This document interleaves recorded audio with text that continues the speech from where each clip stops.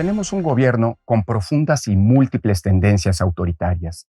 De hecho, es uno de los que más vocación de concentración del poder y descalificación de quienes no se plegan sumisamente a sus dictados hayamos tenido en las décadas recientes.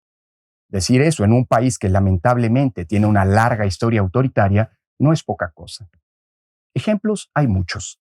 La descalificación permanente desde el poder del periodismo libre, el hostigamiento a las organizaciones de la sociedad civil, el desprecio hacia las movilizaciones sociales que luchan por la defensa de los derechos, el desdén por las universidades y por el pensamiento científico y por ello al pensamiento crítico, la cruzada cotidiana en contra de las fuerzas de oposición y el acoso sistemático y furibundo hacia los órganos constitucionales de control del poder son solo algunos de los rasgos más preocupantes de cómo se ejerce el poder desde el gobierno de la República y desde los circuitos gobernantes.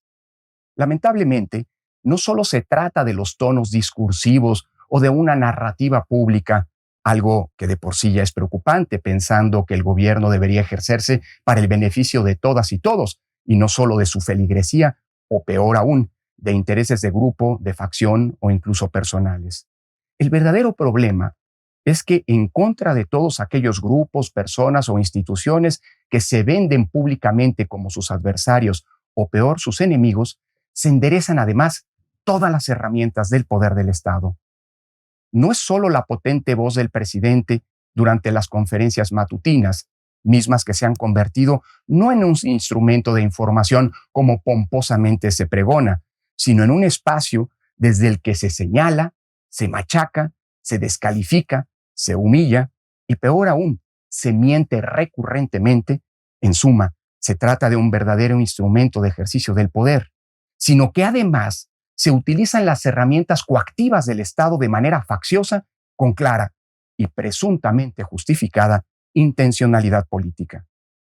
El entero aparato de comunicación pública estatal, incluyendo a esos canales que en su momento fueron ejemplos de la televisión cultural pública, el 11 y el 22, que hoy están convertidos en vulgares canales de propaganda política, los mecanismos de inteligencia financiera, muchos de los órganos internos de control y hasta los aparatos de procuración de justicia, hoy son utilizados como mecanismos de acoso desde el poder. Uno de los destinatarios favoritos de las descalificaciones y del hostigamiento burdo desde el gobierno son los órganos de control del poder que establece nuestra Constitución. En un primer momento, y aunque de manera no única, sí destacada, lo fue el INE.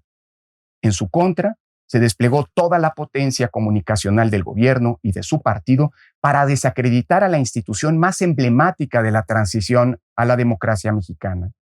Se amenazó personalmente a quienes éramos sus titulares. Se nos amagó con irrumpir en nuestros domicilios con turbas violentas y hasta se nos denunció penalmente por cumplir con nuestras atribuciones. Se le asfixió al INE presupuestalmente, al grado de no poder cumplir con las funciones constitucionales que tiene encomendadas.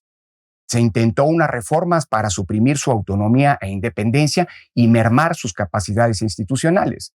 Y finalmente, se intentó su captura mediante la colonización de su órgano de dirección, el Consejo General, colocando a personajes cercanos a los intereses del gobierno. Luego, se centraron los obuses del poder en contra del INAI, al grado de que hoy se apuesta por dejar sin nombrar las plazas de comisionados vacantes y así impedirle poder funcionar ese órgano constitucional del Estado mexicano.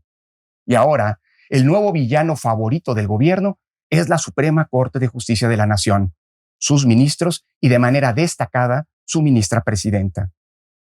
Luego de que el órgano máximo del Poder Judicial ha tomado una serie de decisiones que hacen prevalecer la Constitución frente a las actuaciones arbitrarias del gobierno y de sus incondicionales y acríticas mayorías parlamentarias, destacadamente declarar inconstitucional el Plan B de la reforma electoral, se ha desatado una desquiciada y virulenta campaña de acoso en contra del órgano por excelencia de salvaguarda del orden democrático y constitucional del país.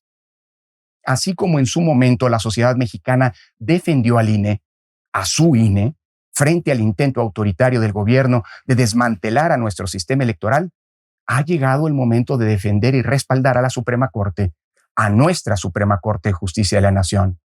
La ruta que busca seguirse es clara. es la misma que en su momento se utilizó en contra del INE. Así como la defensa del INE fue exitosa, ahora toca repetirla para blindar a la Suprema Corte de Justicia. Nos va el futuro como nación democrática en ello.